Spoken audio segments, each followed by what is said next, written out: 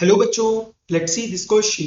Question में हमें क्या बोला जा रहा है? Show that the relation R in R defined as R equals to a comma b such that a is less than equals to b is reflexive and transitive but not symmetric. इस question में हमें बताना है कि जो relation हमें दिया हुआ है ए कोमा बी, और कंडीशन क्या है कि A is less than equals to B, ये रिफ्लेक्सिव भी है और ट्रांजिटिव भी है, लेकिन ये सिमेट्रिक नहीं है। ये हमें इस क्वेश्चन में बताना है। ओके, तो देखिए सबसे पहले हम लोग अगर रिफ्लेक्सिव के लिए बात कर लें, अगर हम रिफ्लेक्सिव की बात करें तो देखिए जब भी हमें रिफ्लेक्सिव की बात करनी होती है तो हम चेक करेंगे कि ए कोमा ए जो है वो इस रिलेशन में हो सकता है या नहीं हो सकता है। तो ये रिलेशन हमें गिवन है, कंडीशन क्या है? A is less than equals to B, और जब मैं ए कोमा ए लिख रहा हूं तो बी की जगह भी ए ही आ जाए। और ये जो चीज है ये ट्रू होगी, भले ए लेस देन ए नहीं है लेकिन ए इक्वल टू तो हमेशा ए के ही होगा। तो इसका मतलब हम बोल सकते हैं इट इज रिफ्लेक्सिव। हम क्या बोल सकते हैं? That it is reflexive. अब अगर हम बात करते हैं रिफ्लेक्सिव के बाद, बात करते हैं सिमेट्रिक की। सिमेट्रिक के बारे में अगर हम बोले तो सिमेट्रिक के बारे में क्या बोला जाएगा कि अगर A comma B belongs to R है, मतलब अगर ए कोमा बी हमारा रिलेशन में है, तो हम बोल सकते हैं कि लेट से ए इक्वल्स टू 1 ले लेते हैं और बी इक्वल्स टू 2। तो अगर हम 1 कोमा 2 को ले रहे हैं तो 1 लेस देन इक्वल्स टू 2 है। बिल्कुल सही बात है। अब अगर सिमेट्रिक है तो 2 कोमा 1 भी हमारा आर में होना चाहिए।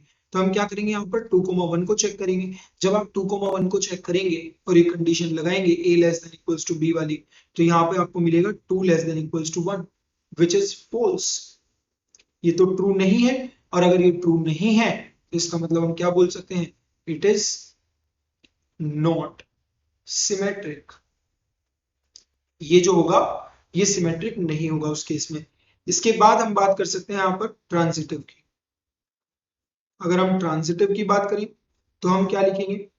अगर मान लीजिए a less than equals to b है, let say a equals to 1 है और b हम मान लेते हैं लेट से 2, c हम मान लेते हैं लेट से 3। तो हम क्या लिखेंगे कि अगर हम a कोमा b की बात कर रहे हैं तो 1 कोमा 2, यहाँ से मेरे को सच सच पता चल रहा है कि 1 लेस देन इक्वल्स टू 2 है, तो इसका मतलब ये तो सही बात है।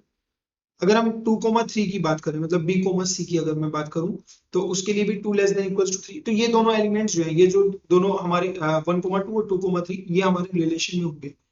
ट्रांजिटिव होने के लिए हमें चेक करना पड़ेगा कि क्या 1,3 इसमें हो सकता है, और 1,3 को इसमें होने के लिए किस कंडीशन से गुजरना होगा कि 1 should be less than equals to 3, और ये तो होता है। इसका मतलब ये चीज ट्रू है। अगर ये ट्रू है तो हम यहां से बोल सकते हैं इट इज ट्रांजिटिव।